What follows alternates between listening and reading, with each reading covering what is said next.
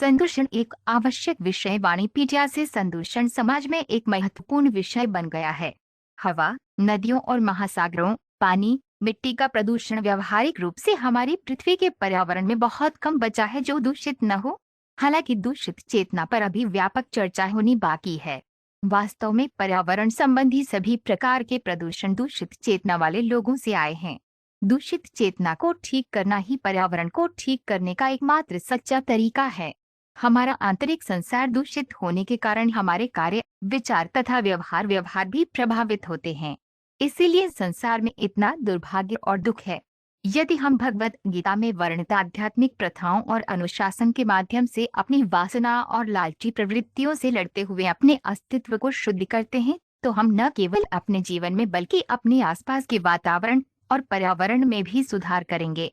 श्रील प्रभुपाद की पुस्तकें, व्याख्यान, वार्तालाप और पत्र इस आवश्यक विषय की व्यापक प्रस्तुति प्रदान करते हैं, जैसा कि वाणिकोट संदूषण श्रेणी में देखा गया है।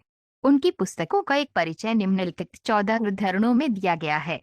श्रील प्रभुपाद की पुस्तकों से उद्धरण भौतिक जगत में हर कोई कुछ न कुछ भौतिक सुख पाने की कोशिश कर रहा है, लेकिन जैसे ही हमें कुछ भौतिक सुख मिलता है, भौतिक संकट भी आ जाता है।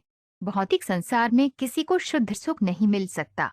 किसी भी प्रकार का सुख भी कष्ट से दूषित होता है। श्रीमद्भागवत 3.25-13 सशर्त जीवन की इस भौतिक दुनिया में सर्वोच्च भगवान का खंडित हिस्सा व्यक्तिगत आत्मा अपने दूषित मन और चेतना के कारण संघर्ष कर रहा है। श्रीमद्भागवत 4.28-20 स्त्रियों के प्रति आसक्ति इतनी दूषित होती है कि व्यक्ति न केवल स्त्रियों की संगति से बल्कि उन व्यक्तियों की दूषित संगति से भी भौतिक जीवन की स्थिति से जुड़ जाता है जो उनसे बहुत अधिक आसक्त होते हैं। भौतिक संसार में हमारे सशर्त जीवन के कई कारण हैं, लेकिन ऐसे सभी कारणों में सबसे प्रमुख कारण महिलाओं की संगति है। श्रीमद्भागवत 3.31-35 जो व्यक्ति सद्भावना से शरण लेने वाले जीव के विश्वास को धोखा देता है, चाहे वह जीव मनुष्य हो या जानवर, वह अत्यंत पापी है, क्योंकि ऐसे विश्वासघातों को अब सरकार द्वारा दंडित नहीं किया जाता है। संपूर्ण मानव समाज बुरी तरह दूषित हो गया है।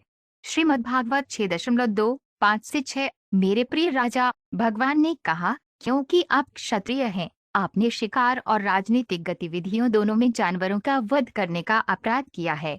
शुद्ध होने के लिए बस अपने आप को भक्ति योग के अभ्यास में संलग्न रखें और अपने मन को हमेशा मुझ में लीन रखें।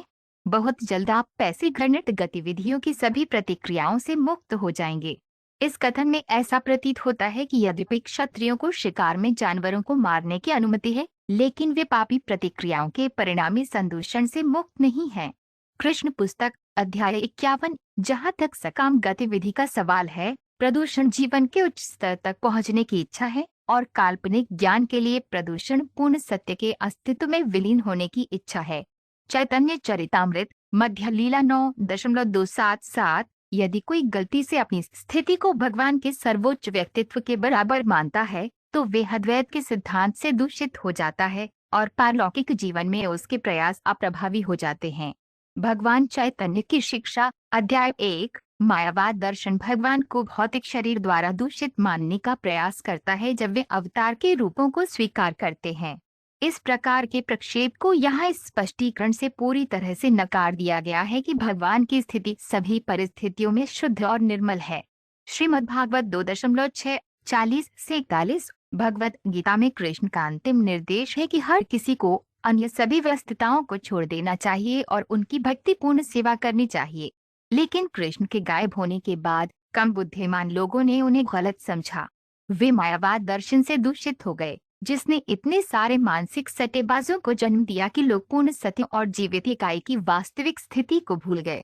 भगवान चैतन्य की शिक्षा अध्याय 17 जैसे चिकित्सा क्षेत्र में सावधानी के लिए डॉक्टर संदूषण को बढ़ने से रोकने के लिए टीका लगाता है, हमारे पाप कर्मों के बीजों के सभी फलों को रोकने के लिए व्यवहारिक इंजेक्शन केवल कृष्ण चेतना में संलग्न होना है। भक्ति का अमृत अध्याय 1 सामान्य अनुष्ठानिक गतिविधियां दूषित धर्म का निर्माण करती हैं, जिससे व्यक्ति भौतिक धन और समृद्धि विकसित करके लाभान्वित होता है, लेकिन अदूषित शुद्ध धर्म में भगवान के साथ अपने रिश्ते को समझना और उसके अनुसार कार्य करना शामिल है। इस प्रकार जीवन के उच्चतम मिशन को पूरा करना और भगवान के पास वापस घर लौटना शामिल है। श्रीमद्भागवत 7.7 15 कर्म ज्ञान और योग की प्रक्रिया से कोई भी हृदय से कलमश को दूर करने में सफल नहीं होगा, लेकिन एक बार जब कोई व्यक्ति भक्ति सेवा द्वारा भगवान के चरण कमलों की शरण में पहुंच जाता है तो हृदय की सभी गंदी चीजें स्वतः ही दूर हो जाती हैं, कठिनाई के बिना। श्रीमद्भागवत 4.22 20 किसी को भी परमेश्वर को साधारण मनुष्य नहीं समझना चाहिए। भौतिक नाम और रूप दूषित है, लेकिन आध्यात्मिक नाम और आध्यात्मिक रूप दिव्य हैं। श्रीमद्भागवत 8.3 8 से 9 बहुत से लोग इन पवित्र स्थानों पर जाते हैं और अपने पाप कर्म वहीं छोड़ देते हैं, इस प्रकार प्रदूषण से मुक्त हो जाते हैं। जब ये प्रदूषण बढ़ते हैं तो श्री चैतन्य महाप्रभु और उनके सख्त अनुयायियों जैसे महान व्यक्तित्वों की यात्रा से उनका प्रतिकार किया जाता है। अस्पताल में कई तरह के मरीज आते हैं जो कई तरह की बीमारियों से संक्रमित हो सकते हैं। दरअसल अस्पताल में हमेशा संक्रमण रहता है, लेकिन विशेषज्ञ चिकित्सक अपनी विशेषज्ञ उपस्थिति और प्रबंधन से अस्पताल को रोगाणु मुक्त रखता है। चैतन्य चरितामृत मध्य लीला 9.4